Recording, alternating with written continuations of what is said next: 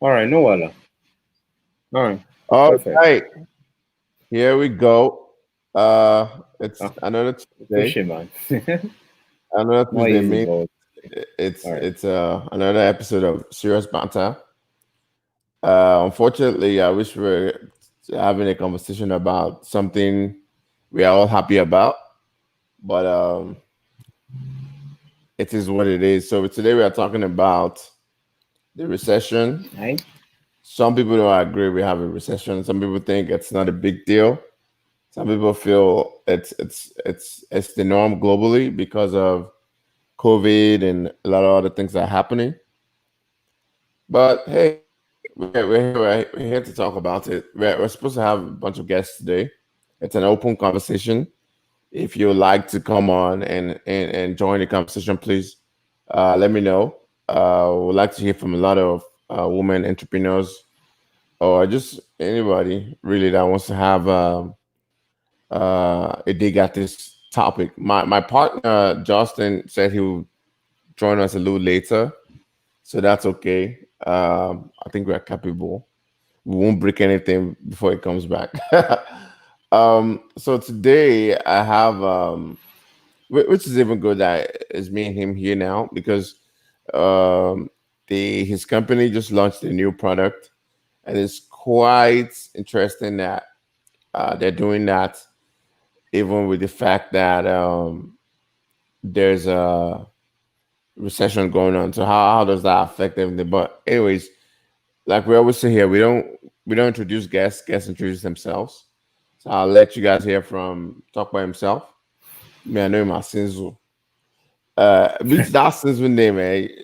For someone that calls that Sinzu, you don't spend money.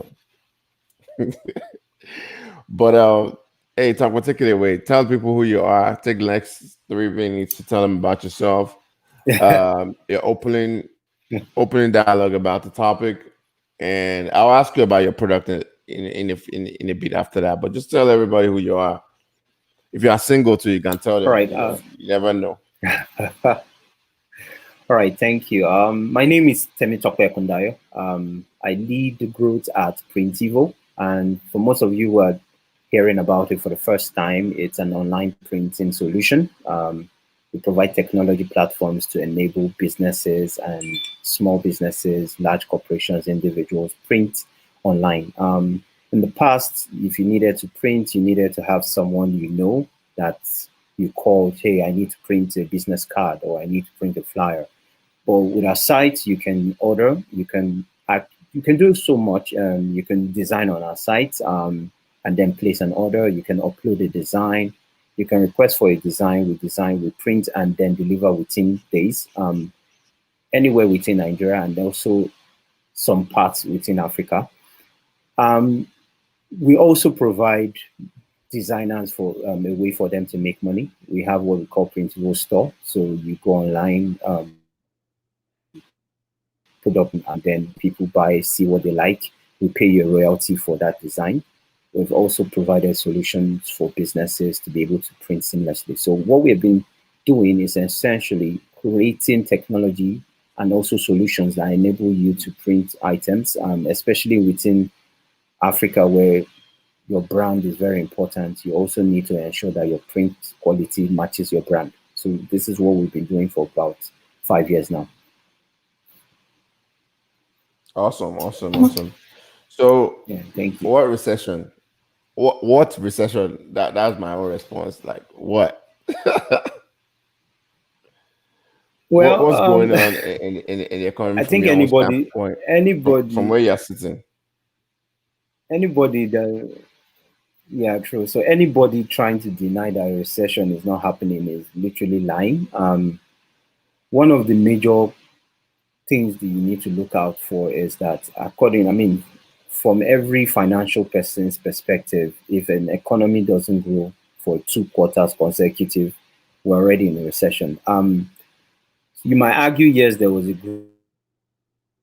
growth that happened because in the last quarter we had -6.9%, and then in this quarter we had -3%. So yes, there was a growth, but then it's still negative. And as any given recession, it affects the most people it affects are businesses because there's no money coming in. There's a lot of capital flight out. It means people are kind of scared, not unsure what they need to do. And also, what we have right now is not the best situation for an economy. We have a negative recession in terms of a negative percentage to GDP, and then we have inflation rising, crazily rising food inflation, and then we have coupled to that a lot of we have COVID. So you have these three dynamics in place. It makes what a business has been facing 10 times harder. It makes what an entrepreneur facing almost 100 times harder. And then a lot of people, in terms of mental health, have had to take approach ask themselves is, are we on the right path? It's shaking a lot of business model, especially from COVID perspective. And then we have the craziest fact whereby consumers are spending at least almost all their revenue, almost 70% on food just to eat, of which is getting more expensive. So at this point in time, it's not a very Mm. nice situation to find yourself. But then, as every business person knows, there's a high and there's a low. So we're on our low period, and the major importance for any business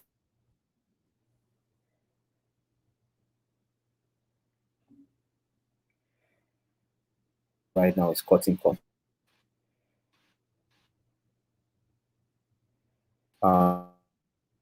It seems like you're going in and out. Get back to profitability. A lot. Yes, sorry, the internet is quite bad in this period era. But you can cut costs constantly No, no worries. at the moment, or you can actually improve upon that. Interesting. For a business perspective, right now, the recession is, yeah.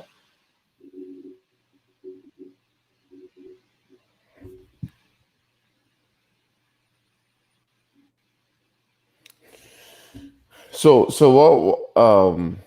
what would you say is the chief? So I've heard a lot of people talk about different things being the reason why we are where we are now. What would you say? What are your thoughts on the border closure, quote unquote? Because it's not closed for some people. Do you think that's the key driver of this recession that we currently are in?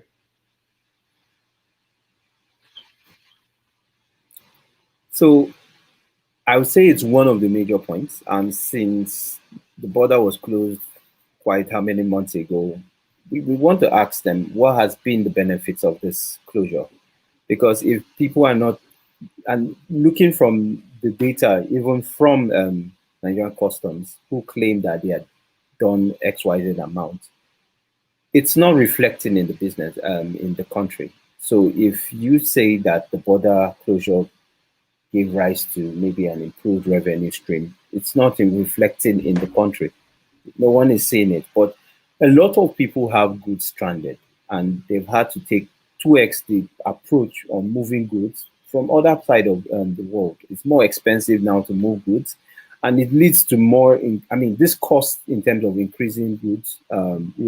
This cost in terms of expenses would lead to people having to put more on goods. And again, the fact is that from the perspective of individuals, even for food and on the rest, we actually export, right? We export these products. We also import raw products. Now, if you can't import and you can't don't even export, what does that mean? It means that there's going to be stagnant approach to how you get your revenues, and it's affected a lot of business. You have people not selling and making enough money, and when this compound, because an economy is a trade of different business. How I trade with that business, that trades with that business continually. So it's a chain and a cycle.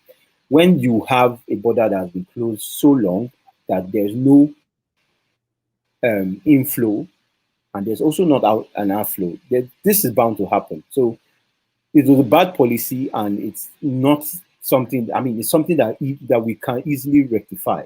Open the borders. I see no reason why the borders are not open, and they might propagate and say it's because of rights. But the truth is that This rice is still coming in whether you like it or not. And then if you are open special consensus to only some particular businesses, then what happens to other businesses? Doesn't mean that other businesses don't matter, right? And when you look at it, when you look at your GDP, which businesses are contributing now to your GDP more? The service sector, and also the technology sector and the financial sector. These businesses are not relying on the real sector where the manufacturing businesses are facing a whole lot and have it's been negative. And this businesses, this sector was one of the key places that was holding on your GDP. Now it's negative. It's so for you to reverse this trend immediately, you need to open it. So it's a major contribution by closing your borders. Closing the borders without even setting a time when it will be reopened, without even setting a policy on when we shall reopen. It just leaves a lot of uncertainty, and nobody likes uncertainty. Interesting. No serious. They need to able to plan very, very effectively. And if they can't plan, then there's a serious worry.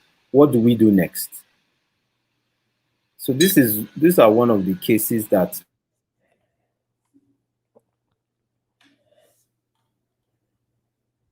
Uh, it just feels like we everything have is not. hanging. I'm sorry. I'm just trying to switch to an internet. Give me a moment. No, it's okay. It's okay. Yeah. Someone can maybe come in while I'm working on this. So we'll be getting some more guests coming. Right now, I think people are just maybe involved in other stuff. They're taking their time, but they should be coming in pretty soon. Um, so just my own thoughts about what's happening. Um, I truly don't have a okay. Let's talk about borders, for example. Two things can be right. Closing the border, it's probably not a great thing. Some messages is a stupid thing. Also, not securing your border, if you really are about securing it, is also a problem. So, a national security, if you would say, right? I got flip sides. Welcome to the Hey, house. boss. I greet you. Um, I salute you. we Can you just hear me? started, so we've not gone too far. Good to see you. We've Oh, not gone too far. I'll come to you in a second. I was just kind of no problem. trying to share my. I'm going to tag you on Twitter, so if you can retweet it, so that more of your people can see that show is on, and they can follow and watch. So I'm going to tag you now. All right, no problem. No problem. I'm going to tag you now.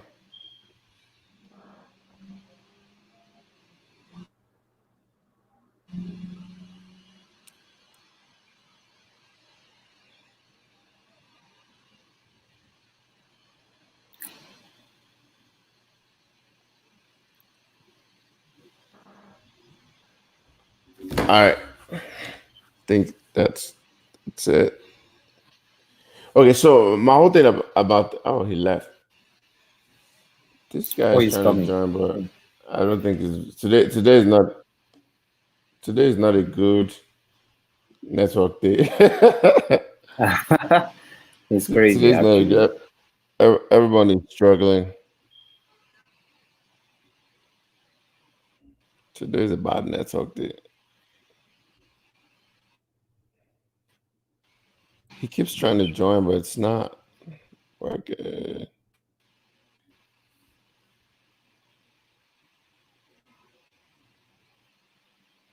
My whole thing about the border thing is you can want to close the border, but but it has to be.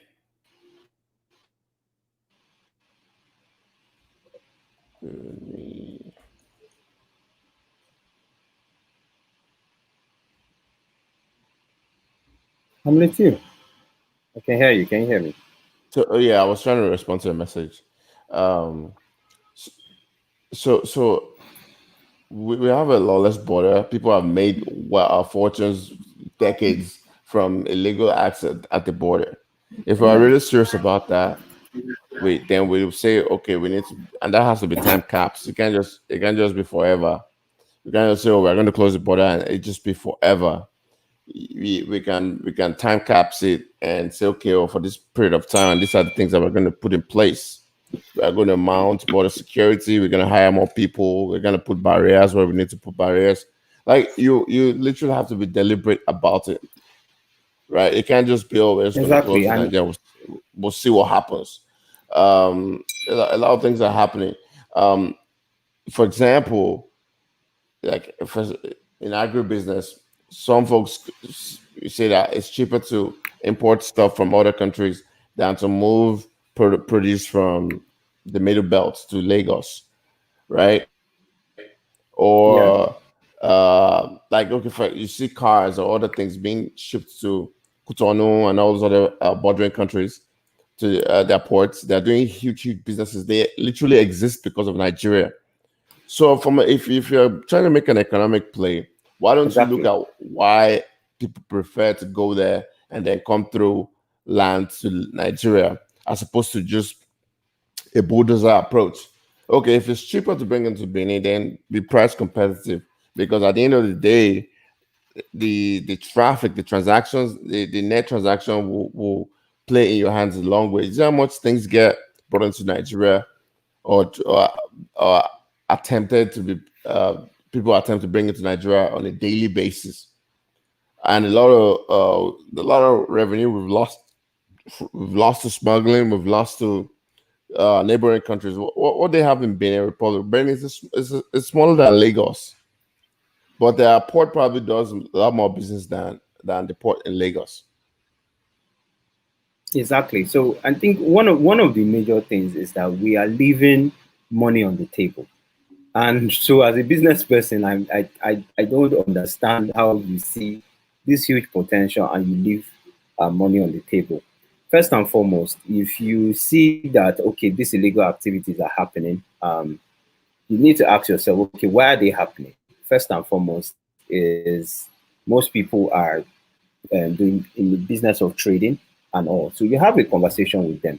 Okay, what is making if you want to say okay, you want to protect the agro chain Industry. or supply. The first or the industry, the first question to ask is what is your current supply and demand gap, right?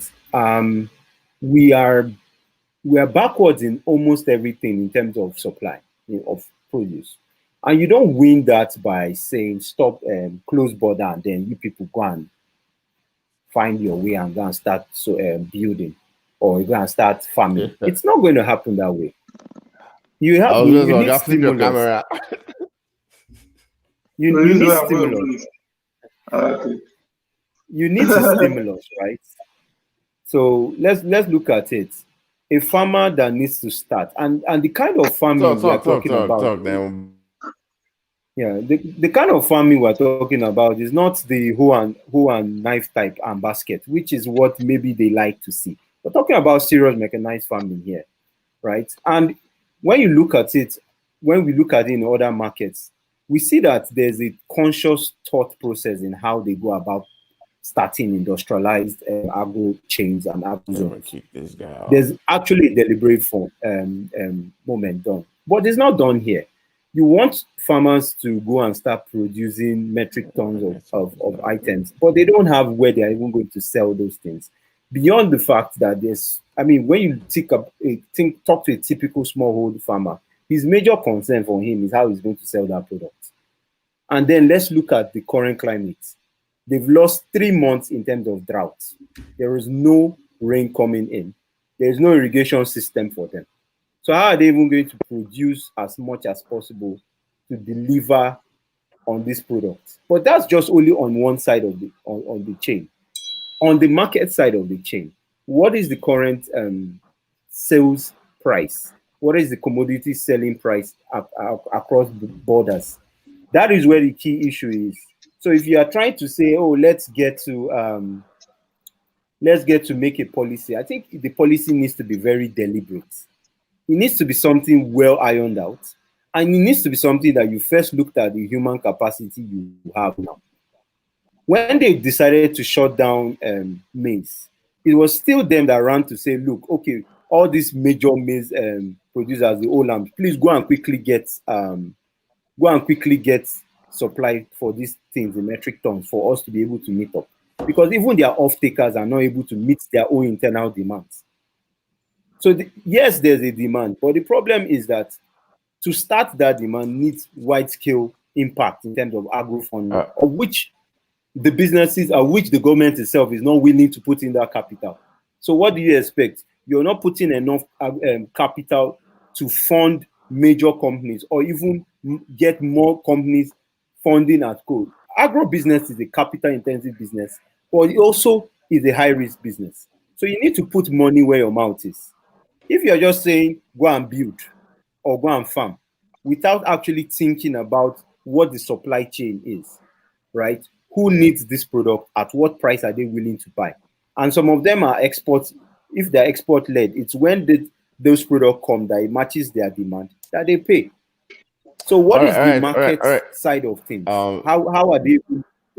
So we don't know. No. Thanks for your point. We got some more people coming, so I just want to introduce. I don't know who N is. N is that Nima? I'm not sure. But N, can you unmute so we can know you? And Sean Onibide joined us as well. Sean, I tagged you on Twitter. If you can please retweet, that would be great. Flip Ties is back. So Flip Ties, just talk to the people, kind of introduce yourself, you know, to tell them a few songs you produce so they can recognize that you don't say. And if you can, share one or two thoughts about what's going on with the recession, and what are your thoughts? Particularly, we would like to hear how this is affecting. Yes, I can hear you. We would like to hear how this is. Can you hear us?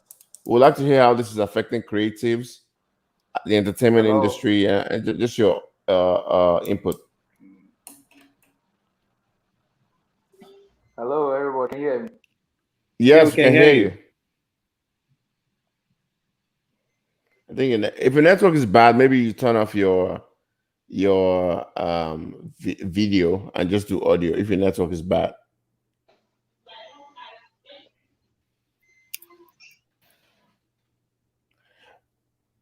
All right, while we're waiting for you, Sean, do you want to take a go? Yeah, I mean, I can take a go. So, I mean, you could hear my daughters. If you know all these baby toys, once you touch them, they start. That happens to me a lot. Sometimes I'm like, sometimes you don't even touch it. Do you know? Sometimes you don't even touch it. You just walk past it and the thing will make a sound. This sound I don't even know where to put it up. It happens to me a lot. Especially at night when they're trying to sleep and you don't want to make any noise. The thing will start making noise. I mean, I didn't ask for opinion. So, I mean, thank you so much for inviting me for this show. I mean, it's for this. I mean, this is my claim to fame. So this is your baby. So you have the floor. You can feel a bust side. You can do whatever you want. I mean, to be honest, anybody you want to address, you can. I can shake anything, but you have the floor. I mean, so let's begin from recession. So I mean, there's this conversation that. But introduce yourself to whoever.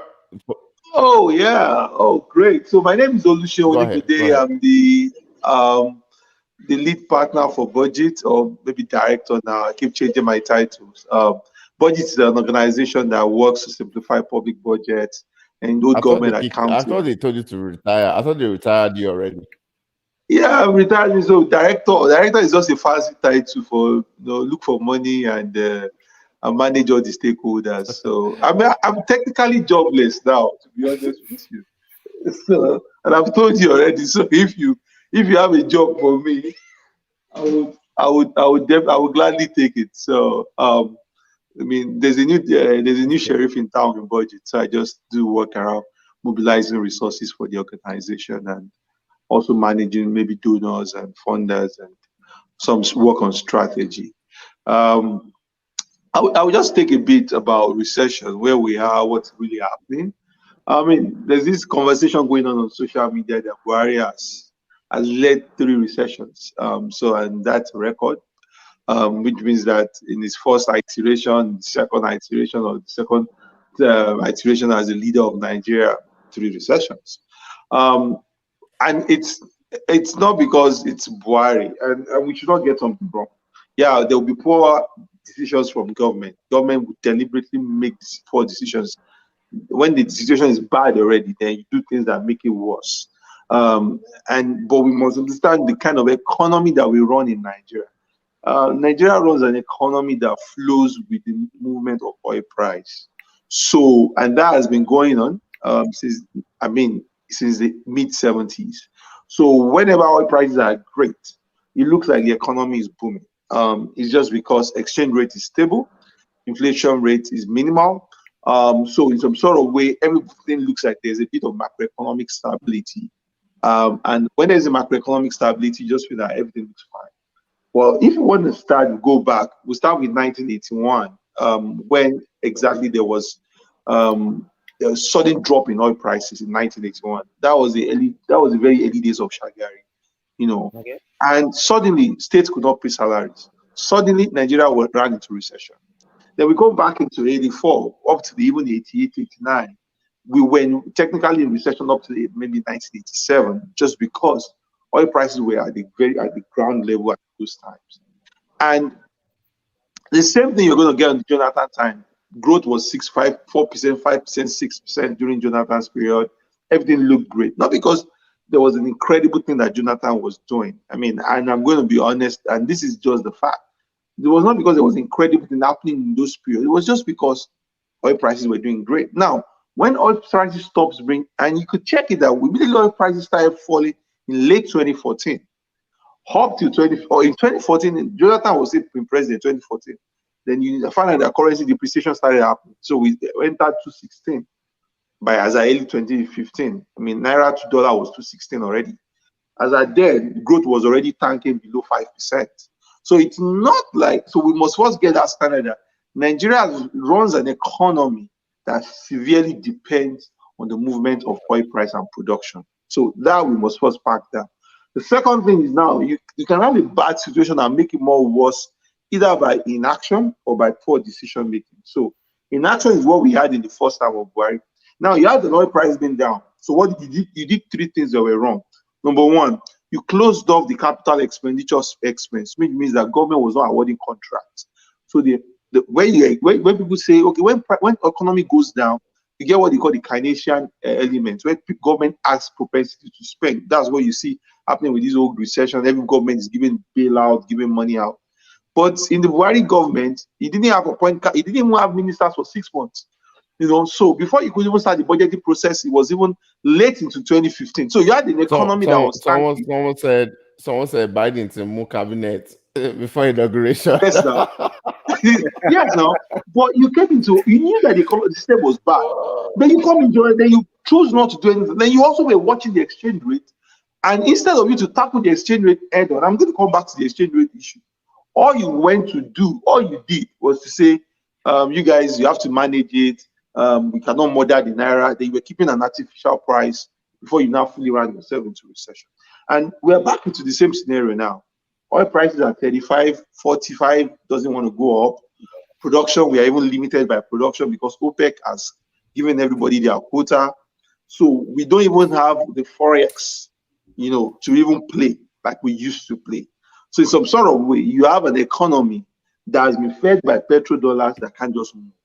Now, what's the way out of all of this? In my own view is, number one, Nigeria has to sit down. This is not I'm the Minister of Finance. This is not me, I'm the CBN governor. This is something that you're going to get the eggheads of this country. Yes, and sit them around in the room. How in a 5-10 year plan does Nigeria change its economy? I mean, delink its economy clearly from oil. And this is something that, okay, for example, My daughter, anytime I buy dress for my daughter, Black Friday is coming. I always check the label, where is this clothes made in? And you see, made in China, made in Bangladesh, made in India, made Yeah. in Indonesia, made in Vietnam. I mean, like the whole Southeast Asia corridor it's turned to a whole garment factory. Now, I was shocked recently that I now started seeing made in Morocco. Then my school, then this I was checking my daughter's school uniform, and I saw made in Egypt. See, there is no all this idea that we should eat what we drink, we should manage what we have, or we should plant what we grow, or whatever phrase they call it. It's just sheer stupidity. There's no economy. Even China that has grown on the basis of import substitution. It's not true. The only way Nigeria is going to get out of this nonsense that we continuously find ourselves circle is how do you prime your economy to be export led? And the answers is not far from us. Let me give you an example. People talk about Obasanjo was great, this worked out. It's not because oil prices were $50 when Obasanjo was president. No, it was because Nigeria unlocked a sector, which was the telecom sector, and there was a sudden flow of dollars into the economy. FX moved into the economy. But did it lead to an outflow? Yes, there was demand internally, right? But what and also But there was no outflow. Let me come back. There was no outflow because if FDI comes into the economy, it's not going to leave the next month. It's not going to leave the next year. It's going to grow. It's going to be invested before you now gradually start repatriating your capital. But what you get now is you have FPIs, all these buy stocks, buy bonds. Anything happens, any big happens like this, those guys, they carry their bag. And that's where we are right now with the FX. A lot of people want to exit the market, but CBN is not supplying the dollars. So why? Okay, so there's a mass exodus. Okay, Sean, let's park that for a second. Flip ties, can you hear us very well now?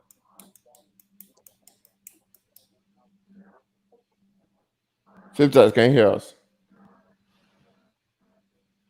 Well, this signal is not it's not being friendly today.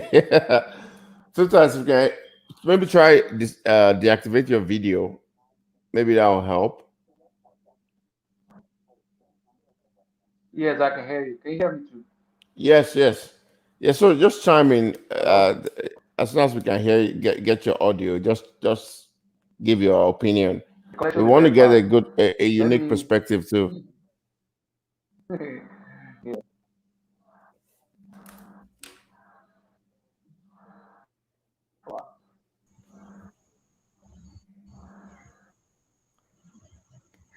Can you hear us, Flip Ties? Can you hear me now? I can hear you, yeah. Just help us find the best place in your house that has the best connection. Today has been but this is we're not immune to stuff like this. We run it anyhow. That's fine. Try remove your video. Maybe let me try to see if I can help you do that.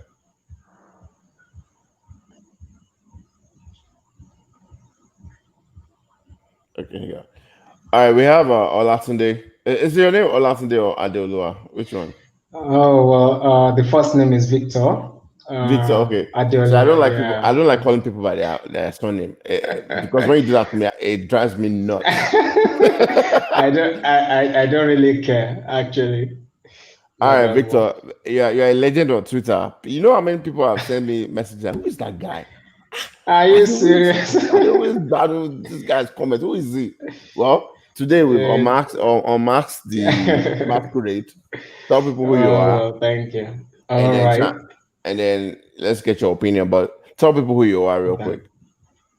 All right, okay. I call myself Olatune Victor Adeolua, maybe because I've been called OVA, by my mentees and all that, so I enjoy that. Basically, Olatune Victor Adeolua is my name, and I've been an entrepreneur for, let's say, several years. I started from being a student. Basically, I've been about 12 years on the field. So I did it. I've been on the grassroots operation. I started from food industry, confectionaries. I moved into ICT. I have a computer engineering firm. IT networking and all that. And from there, built. I'm into food manufacturing because that's what I studied in school, agricultural engineering. So I have my food factory where I produce, various products across board. And I entered into fintech in 2018, and of course, driving financial inclusion, at the grassroots level and all that. So I have quite a number of operations across energy industry as well. So I'm more of a polymath, you can call that, operating in different sectors.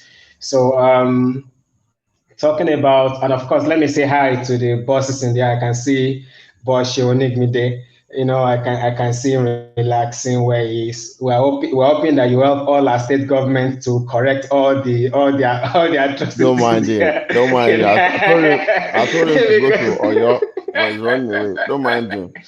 I also told him to take a chieftaincy title. Yeah, maybe your year is going to be better for I that. can take chieftaincy title. I cannot take. I can take chieftaincy title. I can't take government position. The other wants he wants to go and check out $200 million exit. He wants to live in poverty, government. And, So that's your plan. That mean you want to join government. But you know that you just quietly I walking tell into you, I poverty. tell you. Uh, No, I I think won't say I'm still a young entrepreneurship man. is not a passport to poverty either. So honestly, is two ways. I tell people entrepreneurship can lead people into poverty, but at the same time, it's one of the best gateways to wealth. It's just about choosing the path, and I think taking the right. I've never taken a single paid job. I've never worked with anybody on salary and all yeah, because that, you and I've started been. from being a student, right? Yeah, yeah, because right from I think I was in part four when I started, the journey. Basically, it was suffering, that caused it. I was once a beggar on the street. You understand? I begged on the street for some time, but when I saw that, begging, no, they do. You understand? It is the best thing was to really put myself into something. So that's where I started from. So I think entrepreneurship is a good thing for us, and I hope we can have much more people in that space. Talking about recession is really a very painful thing. I made a comment on Twitter about last month. I think that was around September, October, and I wrote to them that I believe that even though the NBS was saying as at then that inflation was around 12%, I wrote that I believe inflation was around 15%, and before December it was going to be about minimum of 16 to 20% thereabout. I know guys came after me and they were like, I mean, a whole lot of talks You, and you all know, that. I love people that attack you, like, oh, this guy is under what. There was one that was attacking you. I was having a good time. I was just laughing all day. I tell you because the thing is I have followed MBS for a long time. I understand that they are trying, but man, we are the one on the field. We understand what is happening. As at that time, they were saying by my metrics and by my thinking, I knew food inflation was around 16% as at that time. You understand? Now, by the time you check the fact that our GDP contracted by 6% in the last quarter, that's not something to joke with. We already contracted about 3% in the first quarter around September, thereabout, about 3 point something percent. And it's a symbol of the fact that we are not producing enough.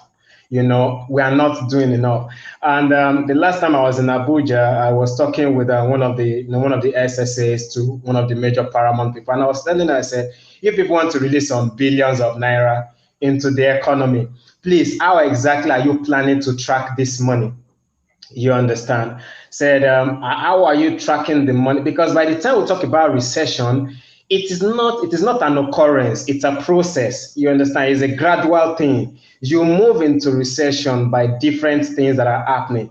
You release some funding that production should increase. By But closing I the border, yeah, so by yeah, holding them. yeah, exactly. You close the border. If you're going to close the border for me, then if you are releasing money into the economy to improve production, you must be sure that production is actually happening. You must be able to track the flow. If you are closing the border for internal growth, which is you can say is good if it is done well, then you should track, is there really production going on? I operate with farmers. I have about over 50,000 farmers on my fintech platform. The fact that I want to give them 50K, some of them they are giving me prayers. You understand me? Serious prayers and all that for 50K to just buy fertilizer and all that. But you hear that this money, so billion is coming and all that. So I told her, I said, if you guys are really going to let us not fall into depression and all that, if you release a dime, let it be tracked. You understand? Let the money, because when you want to when you want to prevent recession, you actually increase production. That's the key thing. That's the first key thing. Internal production, internal growth. The fund must flow to the grassroots. You can't just put the money at the upper class and the mid class, and the grassroots guys that are producing, that are needing the money to increase growth, are not getting the money. You understand? And when people are talking about this is happening, this is happening, I've seen a lot of processing factories fold up. Honestly, processing factories fold up. They don't have enough operating capital to move, to get things done. I have a processing factory worth some millions and all that. Quite a number of times we cannot do at the capacity we're supposed to do, because you need, we operate in an economy whereby a distributor needs to produce in volume to send to a manufacturer has to produce in volume to send to the distributor, right? Now, when the manufacturer does not have enough money, in quotes, to produce the volume ahead of time, that becomes a problem. Then the individual that is selling prefers to import. An average Chinese has enough money to produce several millions of tons and send it to Nigeria. But an average manufacturer in Nigeria does not have enough operating capital to push volumes ahead of when the distributors are going to, take the money, sell. And if you want to take a product to ShopRite, for example, as a manufacturer in Nigeria, you are going to give them the product for 1 month minimum for them to sell and return the money back to you. But sometimes it's getting close to 2 months. We can't be complaining about recession. We're not looking across the value chain. I feel we just need to look at how exactly does the grassroots and the middle level producers and all that, how can they really get enough finance to do the value addition? I feel what the government can do right now is to really go to the bottom. You understand? Wait, we'll talk about solution. Park solution for a second. Yeah. We'll talk about that a little bit. All right. Please. Flip ties, can you hear us? Flip ties, can you hear us? I was here for a second. Yeah, it's still on, but it seems it's off someone. Okay, I see Tokwa is back. But I don't know, Tokwa, you heard some of what Victor was talking about. Do you want to jump in?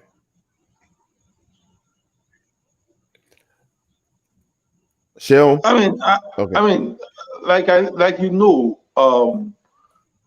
These things that we have a country where we don't want to be honest. We don't deal with facts. We don't deal with Why? And it's just because there's an ugly data. There's a truth. So, for example, he's talking about we want to give support to some people. In the US, if the US government wants to give support to primary school teachers, private primary school teachers in Maryland, no, let's even bring it up. Private primary school teachers in Prince George's County, the government can do that. They can drill down to. They can do that because there's a data profile of everybody that should get it. Until we're able to do that, we're just playing with random statistics. We just say, okay, government is, I just said, we are giving 5 million houses solar power.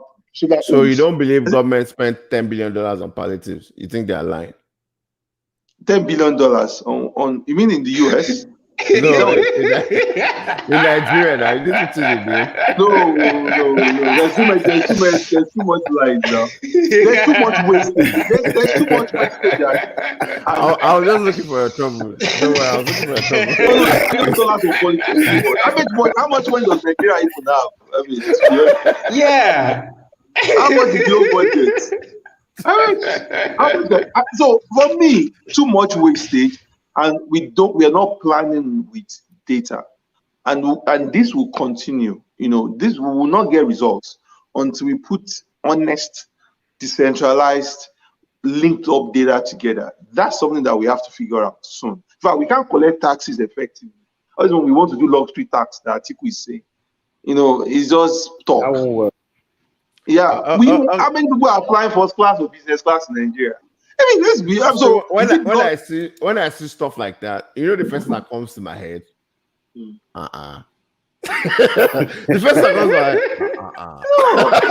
and I'm like, I want to law school now. Which we went to school now. Like, and honestly, when I read stuff like that, I can't read the rest. Even though it might make some points. When I just see after tax, first class and business class, and I'm just stuck there. Like, okay. But Who He, wrote he this made thing some for it me? also points. He brings. made some points that were good, but that first class, it started since the days of NOI because you couldn't Jovera. She started that thing, luxury tax. Then Nyadi also carried it in her head. Then after that one, they were about which luxury tax? The same thing we were saying we're going to. So wait a second, please. I think we finally got flip ties. So might be no flip ties. Can you hear us? Sorry, I don't know. I think it's better on the computer. I've been using my phone since. Can It's you hear me only the now? computer that Sorry for works. I've the. been trying to tell everyone it works on the computer. It doesn't Oh, work well on the phone. I didn't know. It doesn't work. I didn't know. You just be No, giving but yourself headache with the interestingly, I'm phone. still using my phone. No, honestly, I'm still using my phone. But I found the settings on Don't Google move. Chrome to Just do stay where that. you are. Wherever you just don't move. Just stay in that corner. Don't move. I didn't know. I didn't know. Sorry. Maybe I was. Let me. Flip I'll ties. stop with this. Tell people about yourself real quick. Give them one or two jams that you made, and Okay. from an entertainment and a creative standpoint, how is this recession? What does this recession mean? So, kind of walk us through all of that. All right. Good evening, everybody. I've seen Good Mr. evening. Shion. I have a comment, but I'll talk later. My name is Peter. I'm a Nigerian record producer, and I've worked with a lot of Nigerian artists from Yemi Alade to Davido to so many of them that I've worked with, and I've made some songs that you probably might have danced to, listened to before, from Chop My Money for P Square, featuring Akon and Yemi Alade, KC. Okay. So many You songs must that be I've rich. used. I don't. Yeah, I don't like You must be talking. very I don't like rich. talking about myself, But but you made a lot of money I'm, too. The fact that you made Chop My Money, that you're not I a good mean, person. how can someone make chop my money and he will not be rich? I Do you mean, know he how is many very guys? rich. You know how many guys got broke because of that song? Do you know how many guys got broke because of that song? okay, how many guys pop champagne in the club? Why trying to dance to that song? Yeah. Yeah, Yeah, yeah. well Now done. talking about how recession is affecting creatives. Yeah, Apart from being a music producer, I'm also a businessman. I do a lot of yeah. stuff. I mean, I love multiple streams of income. And whether you like it or not, this recession And started a long time tell us ago. some of Not those just. streams. Tell us some of those Oh, streams. okay. Maybe you can I, influence I, us.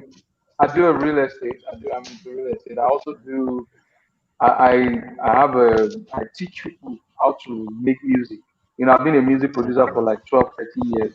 Now I teach people too. Yeah, I have a place where you can learn How did you both learn? online. Was it self-taught? Yeah, self-taught. How did you know that? I pretty much I taught myself everything I Wow. music production. I remember my cousin bumped into I bought a video game back then in the 2003 thereabout, and inside that video game was embedded a music production software. That was the Oh, beginning of my journey in the music production business. So I just bumped into it. It was a divine moment, though. Interesting. Interesting. All right, continue. Now that we can hear you, please continue. All right, can you hear me? Yes, Can you guys hear me? yes. Yes, we can. We can hear you. Okay. I was actually waiting for you. So, No, we so can hear you. basically, I think the recession started. Yeah, can you hear me now? Yes. Yes, we can.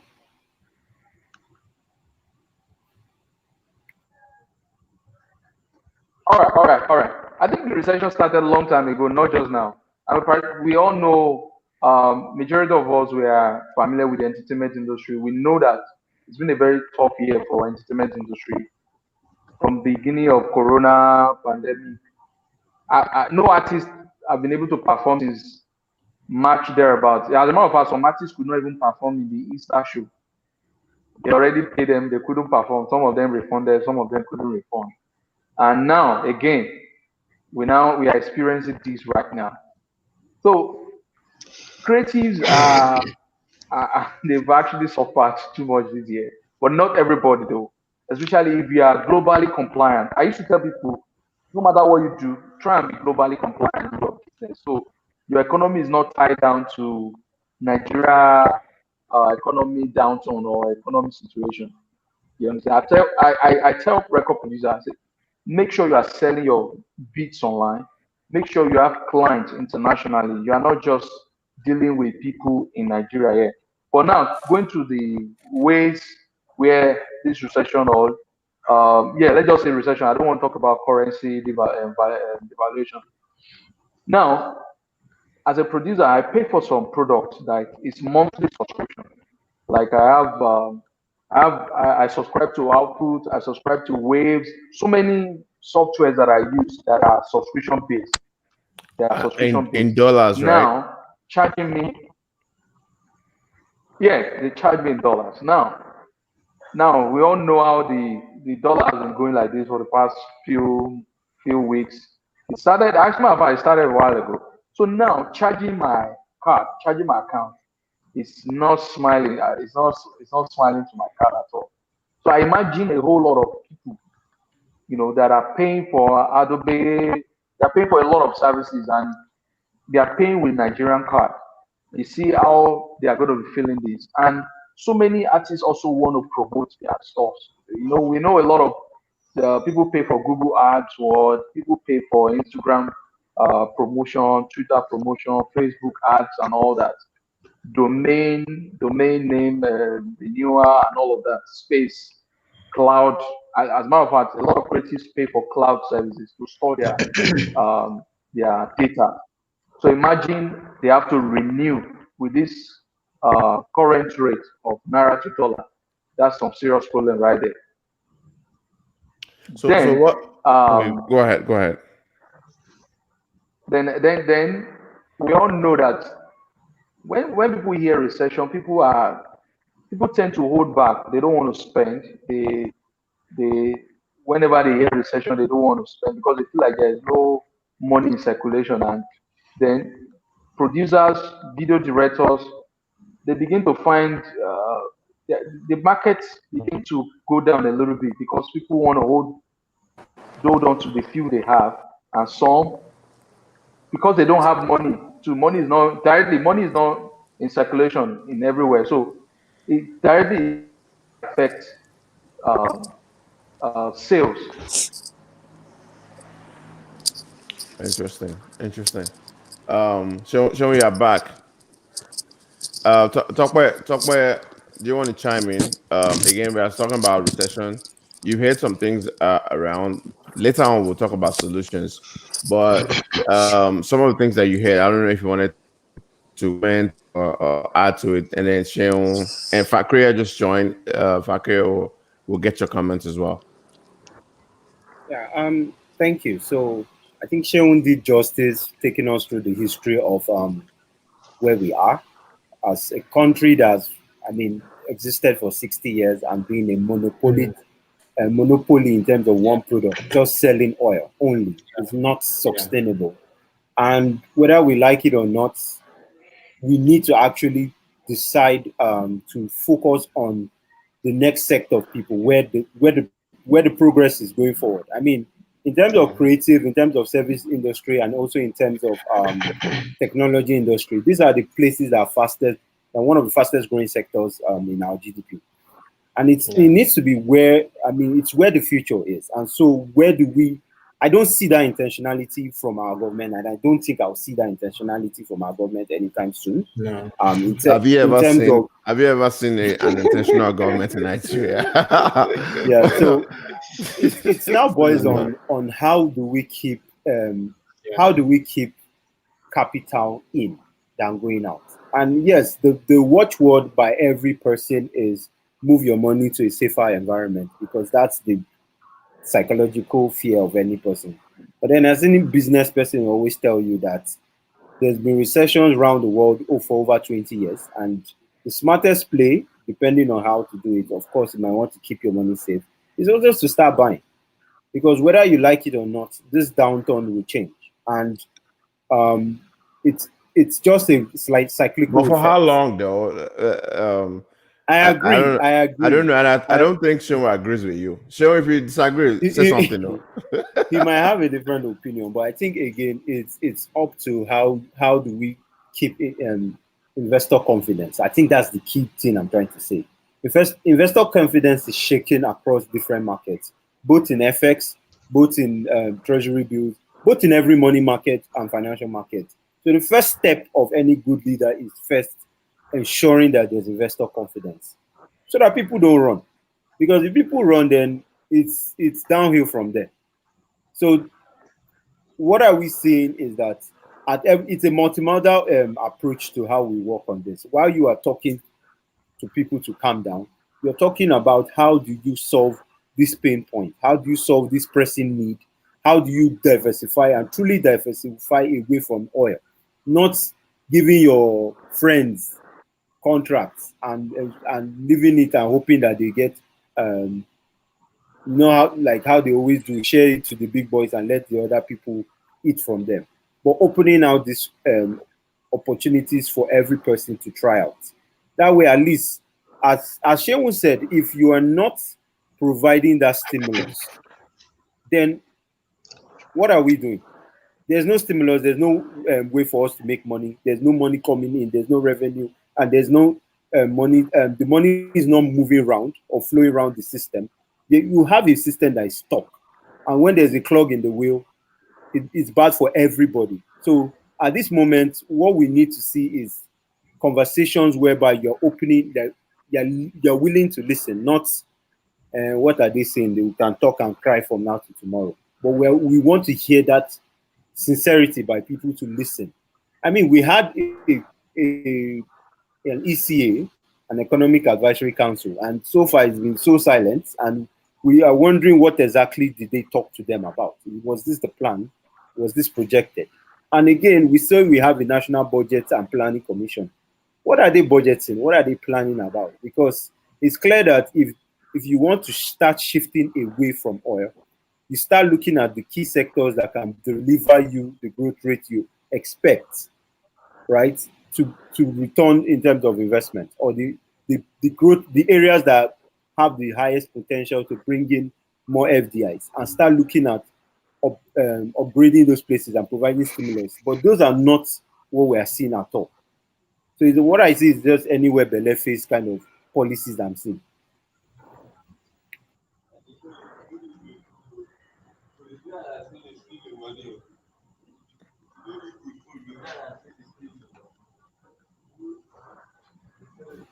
Sheon, I think you wanted to say something. Okay, I mean, I mean, to be honest, you made the point, and that's where I'm going to end my conversation here.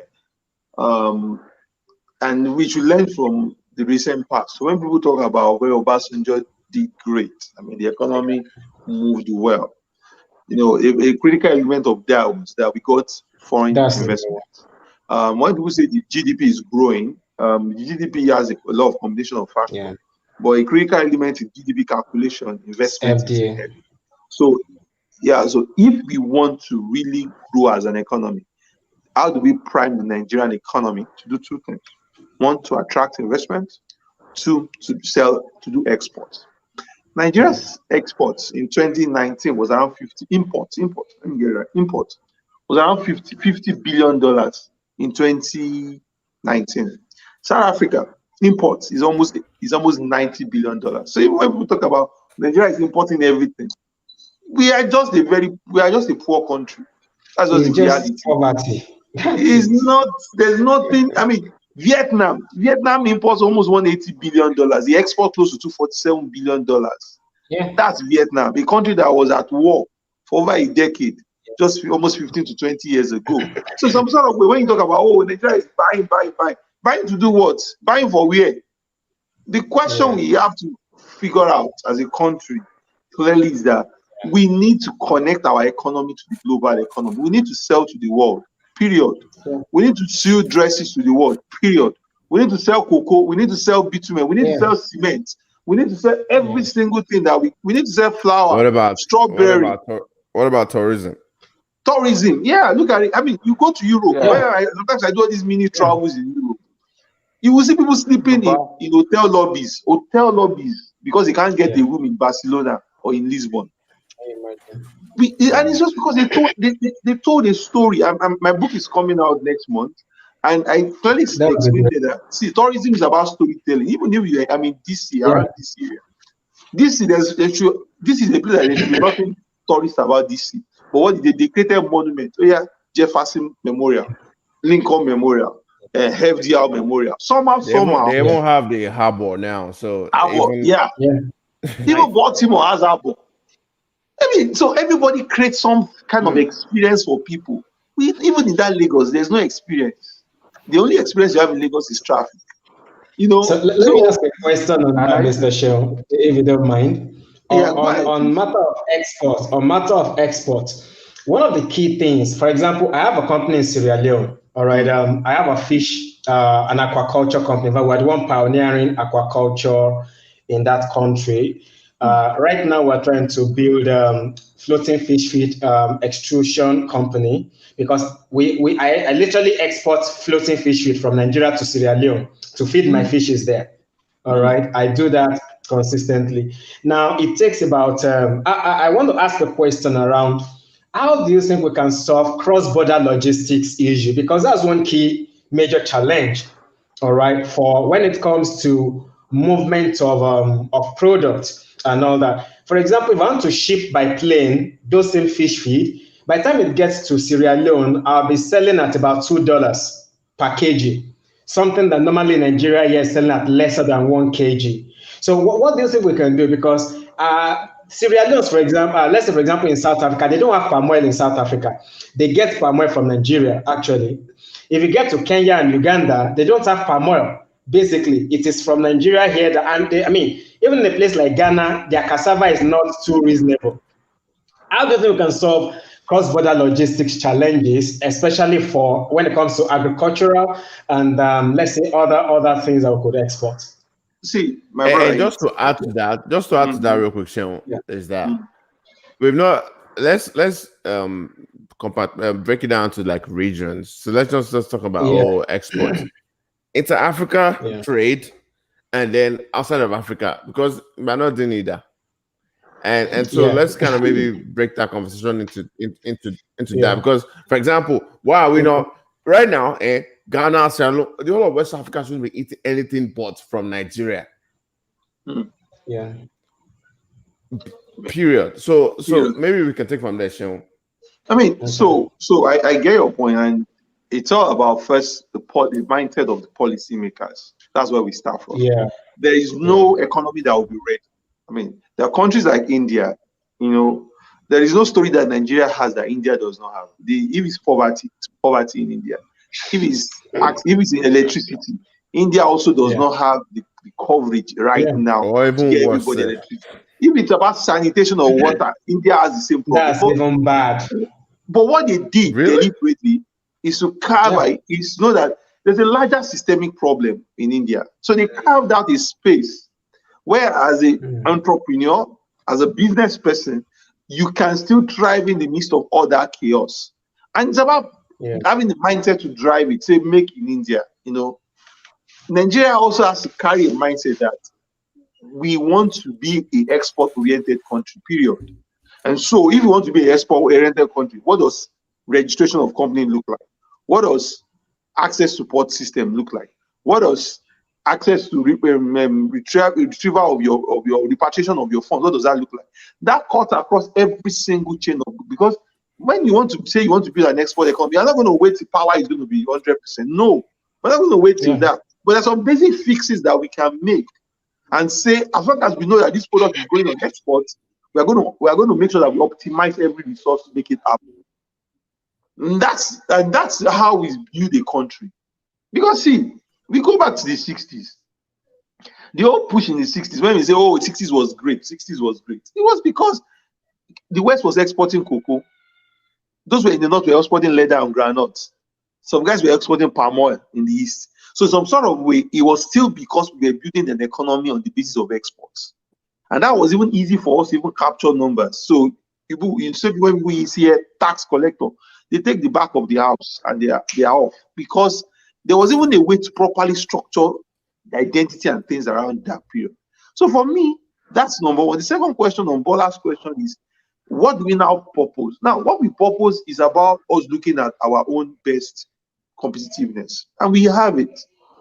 Look at the whole Kenya recently, in 4 years ago, Kenya did not have a booming flower market in Europe. But in 4 years, Kenya has built a flower export economy, flower of $1 billion in the last 4 years. A flower export economy. So you think it's not like it's impossible.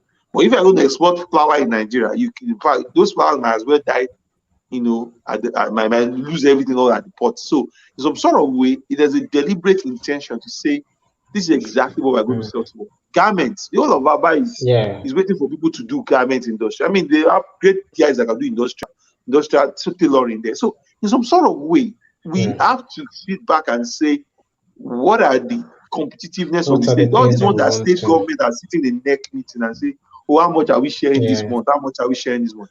What should be conversation in net is that state, Abia, what are you exporting this month? Plateau, what are you exporting this month? Or what are you selling out this month? And everybody comes to the table and say, this is my net gift or my net input to Nigeria. Now I'm just coming back at the end of the month. And you now go on TV and say, the reason why we could not pay salaries is because oil prices go down. It's all even drilled from your backyard. You don't even have oil. It's not even close to you. So what's your own business with the oil? Yeah. Those are the kind of questions that we have to say that. And and that's the question that you have to, the Nigeria, is I call it an existential question. That's where I am. Nigeria has to ask itself question. What am I going to sell to the world apart from oil? That's it. Until that question is answered, believe me, this is how we go up, down, until the center. And like you can see now, you can see that Emefiele and who they have dropped everybody. There's this Lewaku. I cannot come and die now when it comes to FX in Nigeria. You can see it now. It's happening because before when FX was losing value, you will see government policy make everybody running up and down trying to fix things. Now the thing is 480, nobody even cares. This is like get to 500, nobody cares. The people that they can sort with the dollar, they sort it. And that's where we have, because the numbers just no longer make up. So that's my feedback. In all of this, we need to prime the economy for export. We need to be ready to attract investment. And investment is competitive. Nobody's going to say, we love Nigeria, we are giving investment. You need to show readiness for it, that you really could be someone, that we can't say we want to do investment and you are kidnapping people and we can't secure space. Nobody's going to come to you now. Let me stop. The Nigeria's matter can vex. All right. Someone wants to comment. Sometimes I wanted to comment. Yeah, I also think that even though if they are not, if they are like Mr. Shin was saying that they should start to export. Go ahead, please. If they can't even do that now, can they enable some industries like the tech, the media, the entertainment that are trying on their own with all they got? Can they even enable these guys? Because I think when you look at it, these guys, they are even underestimating what the capacity of this industry, like the media, the entertainment, the movie industry. We see these are boys. We see they are doing numbers a lot all over the world, and sometimes you see that some people out there they want to interview, they want to do some live show with all these guys. Internet connection alone, limiting what we can achieve. And government, I don't think they are really ready for us to have that solid internet.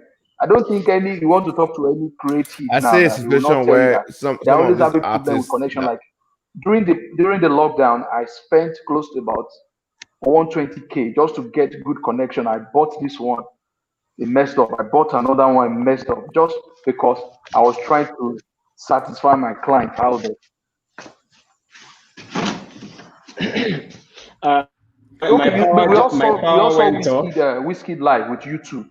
So we saw how beautiful that show came out. For sure, No, that's what I was going to say. Is they can't all of achieve those that in virtual Nigeria stuff, unless they are going to do they are going to let's say they want to even do live. They want to do it live.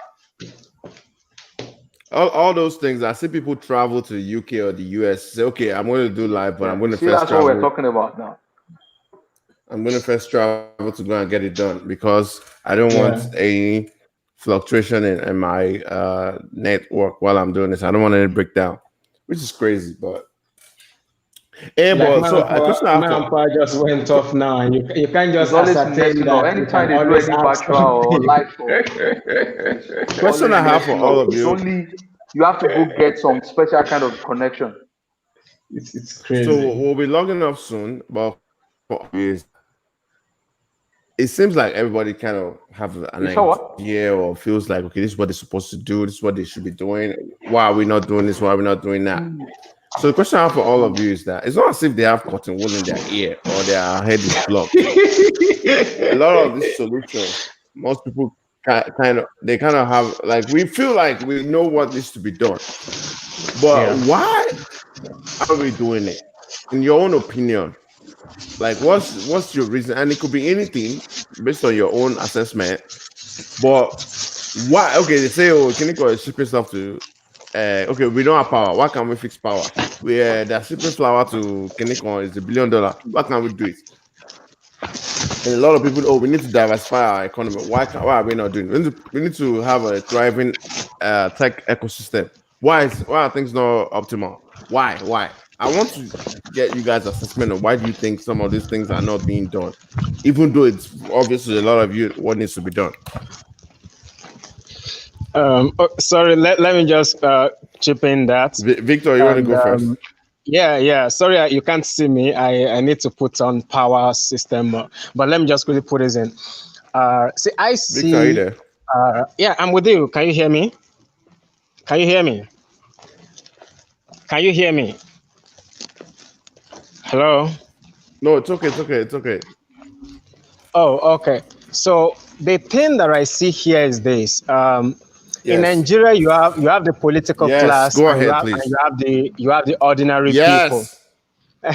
So now the political class have decided on something, and what they want to do is to force a mass poverty on the bottom of the pyramid.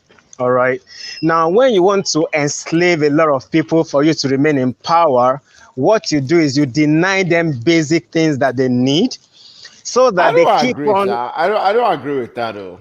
Honestly, see, as much as it may look as if they are not deciding that, you get what I'm saying? As much as it seems as if they are doing a whole lot, I want to believe this. See, I mean, we just have Okonjo got voted into the WTO. All right, we have people like Bismarck Rewani. I mean, we have guys like, I mean, I can keep mentioning names. Guys that have built entities, guys that are building solid stuff. But go and check, where are these people in governance? Where are they in the place of adversarial operation? I get what I'm saying. Someone like Bismarck One, for example, has operated, I mean, across the continent and all that. Okonjo has built all this.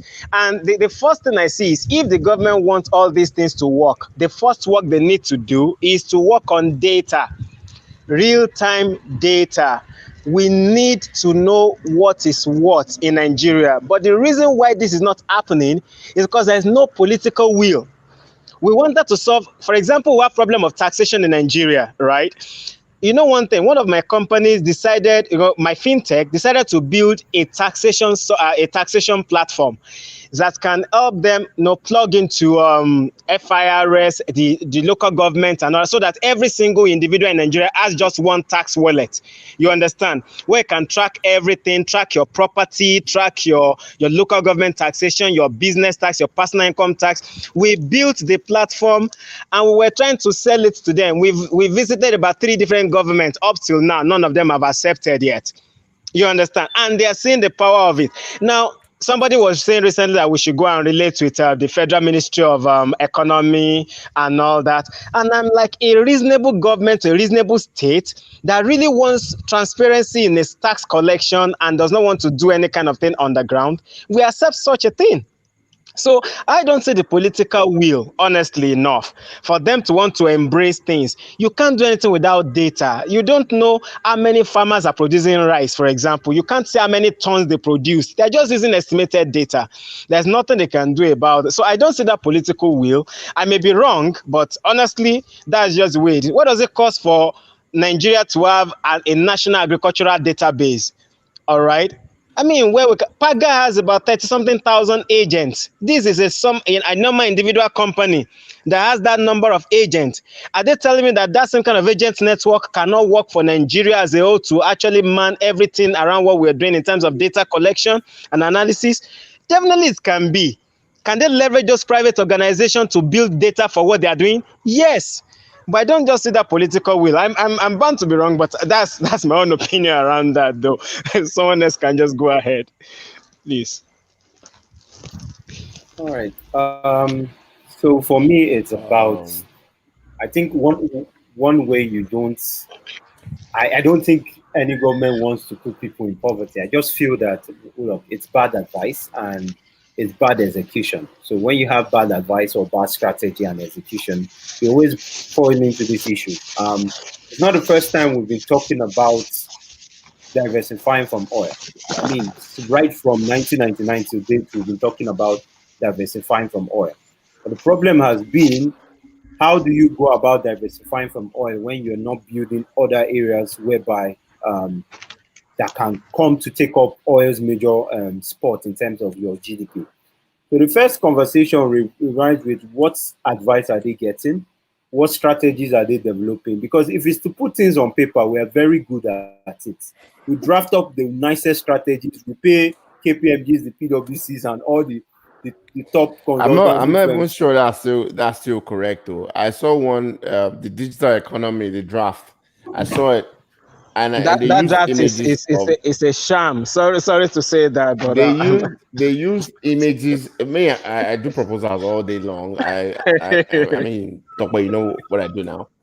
Yeah, and I saw Oyinbo in a what do they call it, digital economy for Nigeria. For Nigeria, and you use images of you use images of Oyinbo for Nigeria. I couldn't read it after that and it tells you, because a lot of these things, a lot of why we get into problem in Nigeria is that the difference in what we need to do to make things happen is just a margin, and you have to be extremely detailed. You have to be extremely detailed to get things done. And if you look at stuff like proposal or policy documents, just basic stuff, and you're not detailed with that, trust me, you are not going to be detailed with your execution. Trust, you are going to let a lot of stuff slide. They didn't make it. Okay, now, because look at your policy document. It has a lot of images from the internet. You couldn't even say, okay, we want to do this thing. Okay, let's commission a photographer, go into the country, take photos of specific areas. Let's use this for this stuff. Or go to Shutterstock and buy images of Black people and put it in your policy document.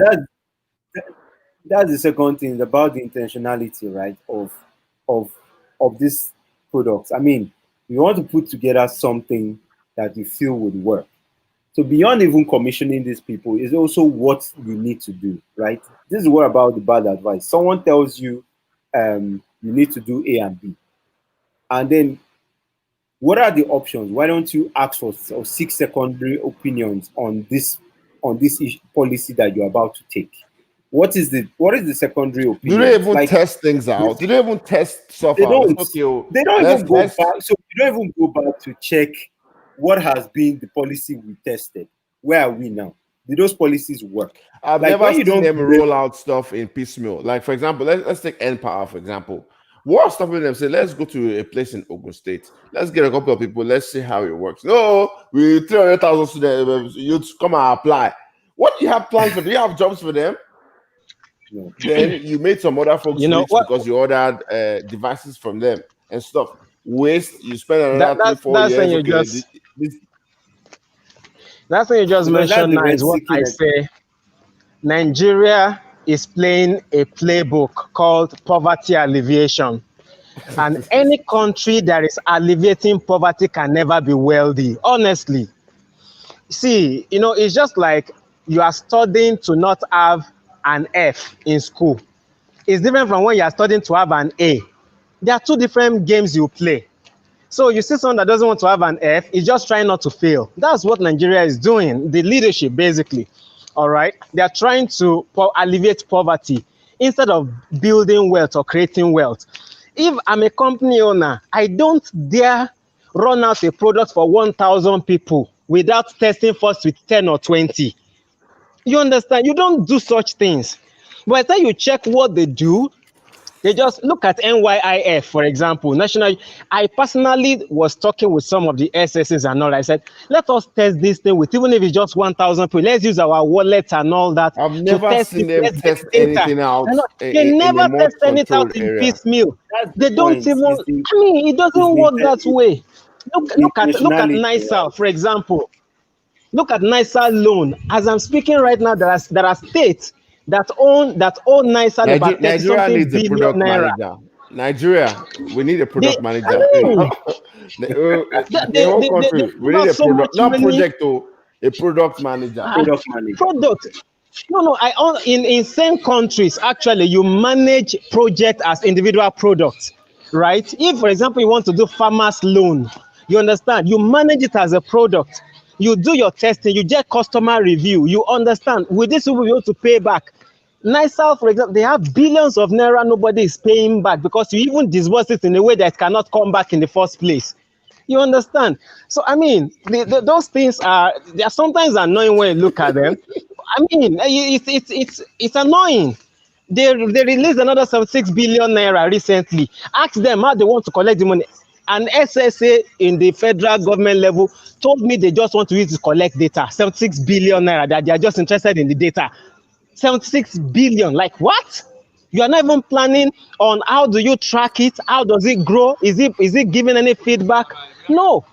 So it's that willingness is not there, and it seems they are just getting that money somewhere and they just like pushing it around. I feel honestly some of us have to enter into some of this level, maybe individually, and that's why I wanted to It's ask even Mr. fine Chin. if that's what you want to do. It's okay if that's what you want to do.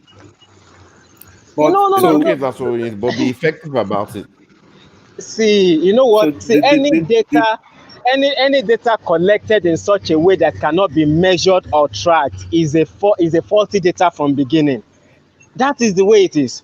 See, Yes. in customer management, one of the key things we tell is don't reach out to a customer in a way you can't get back to you. Don't reach out to a customer in a way it can't get back to you. If you disburse that money through websites and all that, and they just pay to their account, how do they get back to you when they want to give a feedback? It's not there. The structure is not there. So that data is useless many times. Very useless. But hold also on. something as simple as working with an existing partner. Okay, if you don't want to give the whole job, okay, fintech. How many of you? Oh, you're five. Yeah, You take exactly. They West, could you have take done South. that. You You get. They have could have wallet, done Abby. that. You have wallet. But I think one thing, like Bola said, it's about rightly said about the project management of the government is funny because you want to intentionally go about building programs. Like I said, you always have the best programs. They always have nice ideas to help. But then it's the execution that is where the problem exists. We don't have a lot of people who execute on projects here. It's just about let's build the next best thing and just roll out without thought or presence or even planning right. And then you have a kind of different way things are done because some people have an entitlement thinking that it's It feels like government now, it's government, so it should just fly without even thinking about where's the impact of this project, what does it have and have Nigeria will gain from it. None of all those things. Just let's roll out, let's roll out, let's roll out. And when you just roll out without thinking or measuring, what do you see? You see this kind of issues whereby ask your National Assembly how many times they've gone through all the policies that they've created from the first administration to look at the impact of those policies? Have they checked to see, okay, we created this policy, where is it so far? What has it done? What impact can we attribute to it? That is not there. So when we have all these things going, we just have a lot of hit and misses. And when you have many hit and misses, it's just going to be a piling number of things not working. So for me, I think my final conversation is intentionality behind whatever you plan to do, having the right executors, and just following through with the right, gauging plans that they say or strategy that they say, gauging it with the feedback of the people that you are going to be rolling out. When you are rolling out policies that do not make sense, that are not for us, then we'll reject it, because then it's our livelihood that is at stake. If we're going to be rolling out a policy that is going to affect our livelihood without you thinking about what the recurrent feedback will be, then we are going to say no. What you need to do is plan properly and execute. You might not get 100%, but have a goal in mind. Let's at least achieve a 60-70% of this program. If we're achieving 60-70% of this program, what are we going to do in terms of how we measure the impact? And this is where we feel the National Budget and Planning Commission needs to be stronger. And it needs to be the heart and pulse of this business. If you're not planning properly and not executing properly, how are you going to be able to wake up some projects or close some projects that are not so thank you guys so much. And open the borders, yes.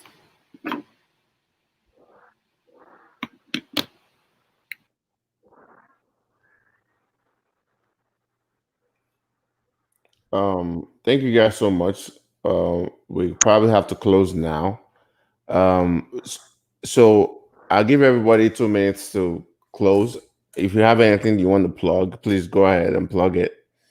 But thanks everyone for joining and for listening. It's been a great conversation.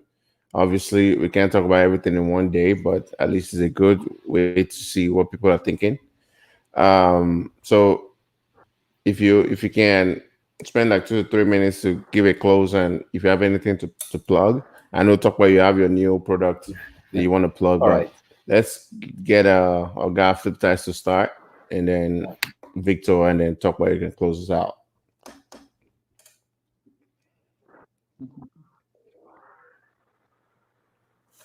Well, to me, it's been of great learning. I've learned a lot from the brilliant minds, statistical point of view, Can you hear a us, bit Flip of Ties? history by Mr.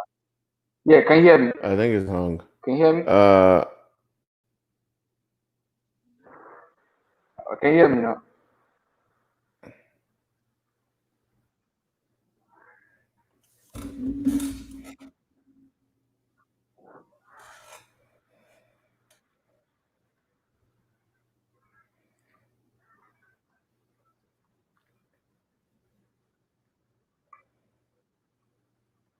Yes, we can. All right. To me, it's been of like a learning curve for me, listening to all the brilliant minds that have spoken tonight, and from the statistical point of view, a bit of history and everything. I mean, I've seen the whole situation more than I saw them before. Now I think I know better now.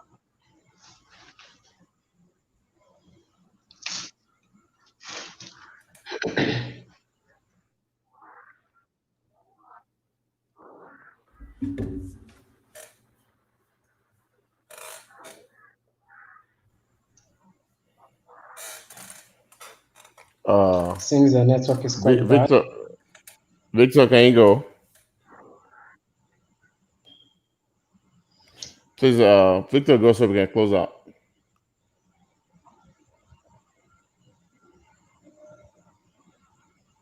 Victor. Okay, can you hear me? Yes, please go. Yes, we can. All right. Okay. So, basically, in closing, it's been a wonderful discussion on recession and the governance and all that. For me, honestly, I feel it's time that we speak more on these things. One thing I've also learned is the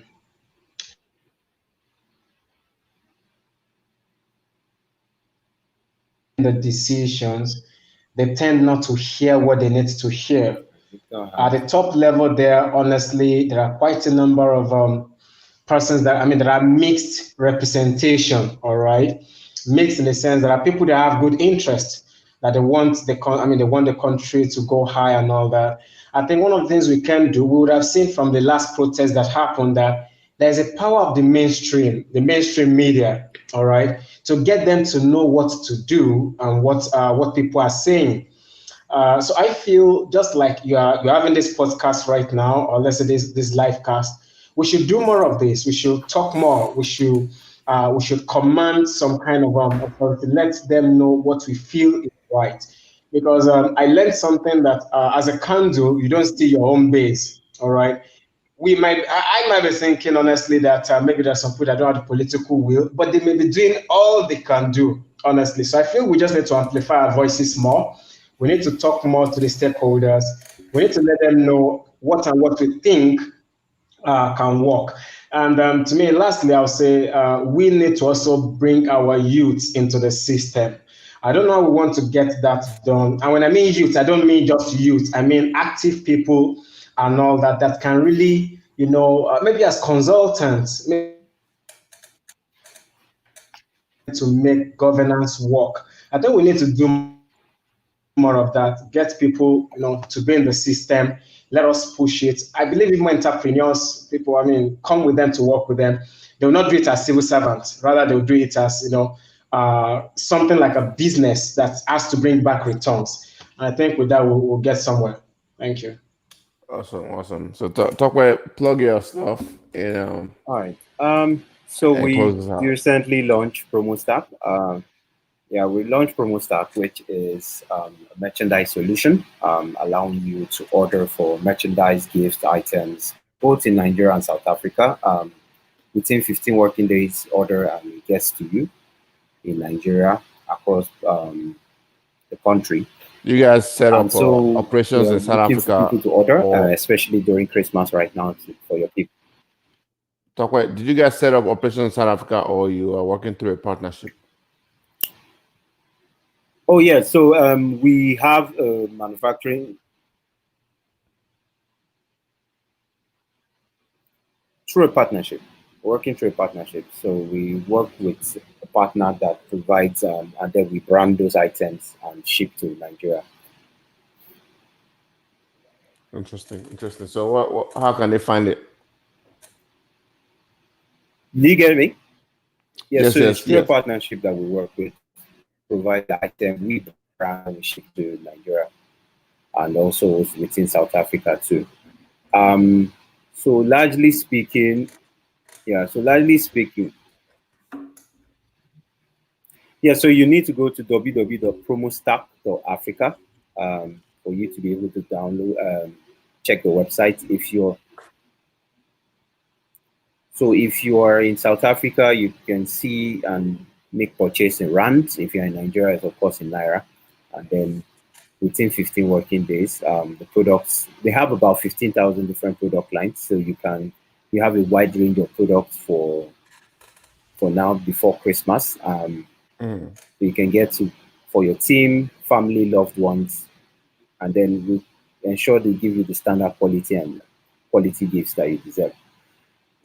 And so All my right. final take is on Go ahead. opening the borders. I don't think this policy on closing the border has worked. I also feel that there needs to be more intentionality in how we plan for the future of our country. And we need to have more executors than people that talk. And we need to have people that actually know what they are doing right there, sitting in government and running um, focus-led focus-led policies that get us out of the situation. Because for now, we hope by the next quarter we'll not be here talking about recession. We'll be here talking about how we go further, and that's the only hope we have right now. And in this from now to April, I mean, yeah, from now to April, we should see a very strong focus on growth. Thank you. Thank you so much, Stockway. It's been great. Thanks again. Till we see you next time. Thank you so much, Tokwe. All right. So thank you to everyone that's joined us today. This was a great conversation. We're talking about the recession in Nigeria, and we had a lot of interesting perspectives. We also heard from Tip Tie's super producer, kind of gave us a perspective about how it's been affecting creatives and generally in the entertainment industry, how streams of incomes, particularly talked about how a lot of folks spend part of their creative processes spend in dollars for cloud space, a lot of subscriptions, and the naira to dollar value is pretty sticking a beating. So that's also affected them uniquely as well. Um, we had from Shimonique Day. He talked a lot about what Nigeria has to offer outside of oil. What's the existential question Nigeria has to answer? What are you going to offer the whole world outside of oil? And he really believes that's how we are going to get ourselves out of this mess. Tokwe gave a lot of perspectives as well as Victor. Victor's of the opinion that this is strategic. It's not a bug, it's a feature in terms of keeping people impoverished. I don't necessarily agree with that, but to the point at which you can really look at what he's saying and kind of see where he's coming from. But I don't think people are deliberately doing it, but their actions are or inactions. And my own point is looking at all of this, and as someone that's built a product, I'm just looking at this that there's a fundamental disconnect. Nigeria needs a product manager, and that means that someone that will look. We need a sprint done for Nigeria, put stakeholders and do a sprint and look at how we solve our problems. And then one of the interesting things that also came out of this was about even how you roll out programs. Nigeria's the only place. Okay, you want to do funding for the whole youth, and you roll everything at 75 billion at once. You never try to test things and see what works and what does not work. You never necessarily see folks, breaking things down in piecemeal. They all have a one long approach, and typically it doesn't necessarily work out, and it takes a couple of years to even figure out that it's not working out, and then you go back to the drawing board. So it's year on year on year of waste. So efficiency has never been our strong point, but now more than ever, with dwindling resources, oil is $30, $40. I'm not sure how much it is now, and it's dwindling. The demand is also dwindling. So now more than ever in the country, efficiency is very important. So your procurement processes has to be secure, done. We need to look at a lot of things like closing the border. Why are we closing the border? Why is the border closed? I personally think that at some point we needed to close the border just for security purposes to show up our borders and know what's coming in and out. And from security standpoint, not necessarily an economic protectionism type of deal, but maybe if that could work in some industries or some sectors, cool. But I feel like we needed to put reins being reining all of the inefficiencies and all the criminal activities happening at the borders, but that's not really stopped. But when you close the border, what's next? So that probably needs to change. They need to have a proper strategy, but a strategy with a good plan. That's why I feel Nigeria needs a product manager, not project manager, a product manager that knows how to. Because Nigeria, if you look at it, what are we trying to sell? You're trying to sell stuff that's not well put together. So your policies won't work because there's just too many holes, too many gaps. But if we can get, and I'm not necessarily saying that needs to be whoever the next president will be, but it's the mindset. We need to treat this as building a product and rolling out a product. That's the mindset we need, and we feel like Nigeria needs that. So, thanks to everyone that joined. Really appreciate your contributions. We missed Justin today, but hopefully he'll be back next week. Hopefully we'll get to talk about more positive stories and positive happenings. But we decided to talk about recession today, and thanks to everyone. This has been great. Subscribe to our YouTube channel. It's Serious Banter, one word on YouTube. Share with your friends. The replay will always be on Twitter, on Facebook, and on YouTube, Twitter, Facebook, and YouTube. So if you want to follow me, and I'm a troublesome guy on Twitter, but if you like what I say, and if you want to follow me, it's BWLAWAL on Twitter, BW Lawal. So at BWLAWAL on Twitter, you can find me. And if you have any other thing you want to ask me, you can DM. I try not to DM respond to a lot of DMs over the weekends because now I'm trying to take my time back and get some rest. But thanks again. Thank you so much for joining. See you next week.